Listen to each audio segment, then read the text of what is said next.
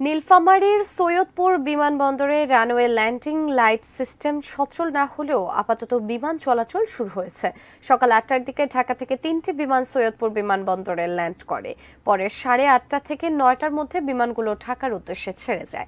সৈয়দপুর বিমানবন্দরের ব্যবস্থাপক সুপ্লব কুমার ঘোষ জানান, এখনও রানওয়ে লাইটিং সিস্টেম সচল করা সম্ভব হয়নি।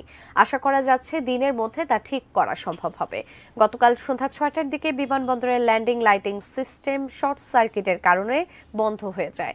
ফলে রাতের বাংলাদেশ বিমান, ইউএস বাংলা ও নভো এয়ারের ফ্লাইট 3টি সৈয়দপুর বিমানবন্দরে অবতরণ করতে পারেনি।